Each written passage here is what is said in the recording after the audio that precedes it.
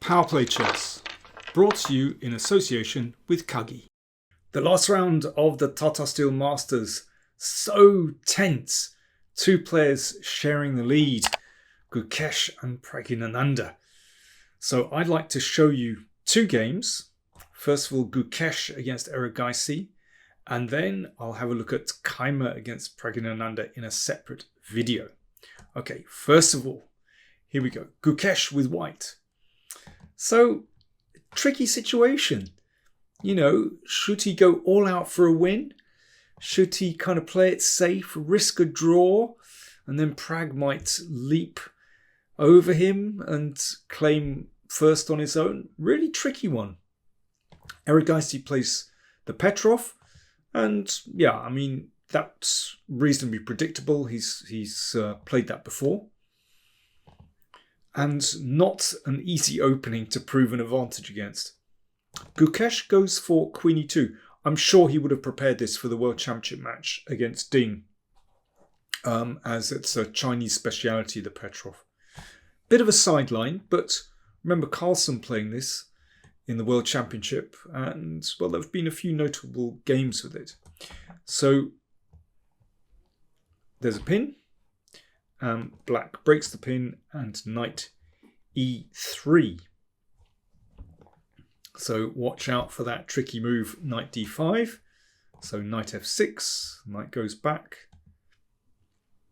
And this might come again, so bishop e6 stops that. And now g3. Of course, you know, you could play in a more orthodox way with d4, but g3 is interesting. Putting the bishop on the long diagonal. And in fact, I remember looking at this exact position in a game played in Viscount's-8 in 2017. I'm sure that I recorded a video on the channel with this. I should have looked it up. Rapport against Wei Yi, and Rapport played b4. And it went really wild. An absolutely crazy game. Anyway, I'll see if I can find the link to that later on. But castles instead from Gukesh, and castles queenside. Well, over this tournament we've seen quite a few games where black and sometimes white has castle queenside, not always very successfully. And when there's a bishop on the long diagonal like this, that's a dangerous move. And b4 played by Gukesh, so a very unusual position. So following a little bit in the footsteps of Rapport, just a slightly different position. And d5 looks sensible to shut out this bishop. b5. And Erigaisi played knight a5. So the knight on the edge, but doesn't seem to be in huge danger. And got to watch out for d4 now. So Gukesh played d4.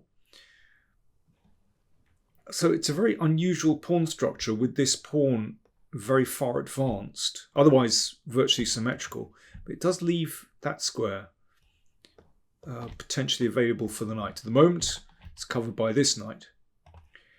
Bishop h3 played. Right. Here is where I'd like you to have a think, and I am going to have a drink. What would you play here? Some very interesting moments in the game. Perhaps bearing in mind you want to play for a win. Last round. Although, no, that's not a major consideration. I'm just curious. What would you play as white? Cheers.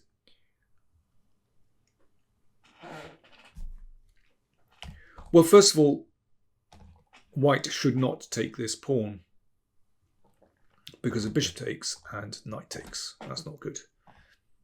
Gukesh exchanged on h3, bringing black's queen right down there. It's interesting. My computer wants to play bishop f3. It's a fascinating move. Just to keep that bishop, which maintains pressure on the d5 pawn. Of course, it's an exchange sack. But actually, white gets really good compensation here. absolutely fascinating position. So if queen e6, for example, knight takes. Now, knight takes suboptimal because of the pin. So rook takes. And white is still a piece down, but bishop d2 leaves that knight very uncomfortably placed. And, c4 could be coming. Look at black's pieces stuck on the king side. All white pieces in play. It's all about just making that bishop as strong as possible. Such an interesting move. Of course, black isn't obliged to go in for all that. I mean, I suppose it's even possible to bring the bishop back, but obviously that's a compromise. So if you found bishop f3, well done. But Gukesh exchanged and played queen f3. And h5, well, I mean, that's a very natural move, just to advance, to open up the h-file. And here, if Gukesh wants to put the brakes on, then of course he could exchange queens. I'd slightly prefer black's position because this knight has the potential to come in here. However, it should be okay for white. There's also, this move as well. So if he wants to draw, that's the way to go. But he was obviously a bit, thinking I've got to play for a win. So he was brave. And I have to say, Gukesh's bravery has paid off in this tournament. That's why he went into the last round sharing the lead, because he's made some really brave decisions. So why change policy? But it's risky. h4. Exchange on f6. I mean, black doesn't care about that because it's just opening another file. And rook d1. I mean, it's possible to offer an exchange of queens here, but black's queen would duck out and there's still an attack on the king side. So rook d1, an exchange on g3. Wow, this is scary. Now, the queen does defend h1, but I wouldn't feel too comfortable here. Black is the exchange down. Excuse me, black is a pawn down, but it's not really relevant. I mean, in fact, that pawn advance has given black's knight a beautiful square on c4.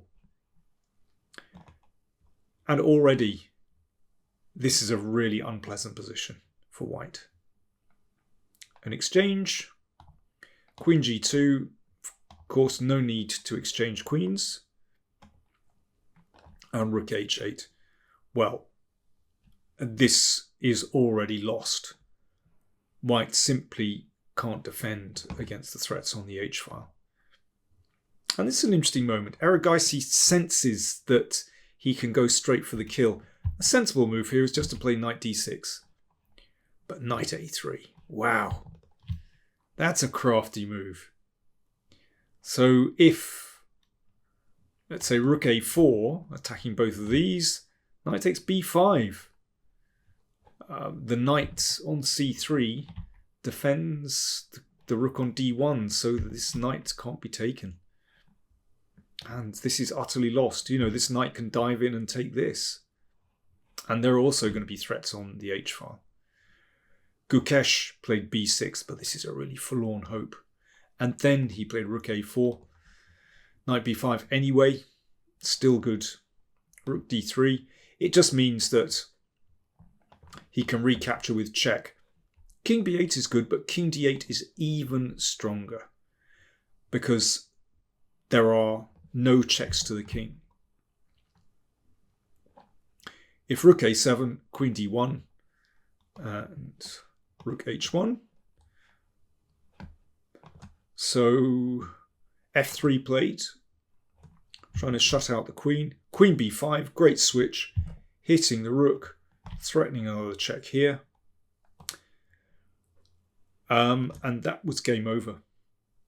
If queen h1, queen b1 check, and the game ended king f2, rook 8 h2.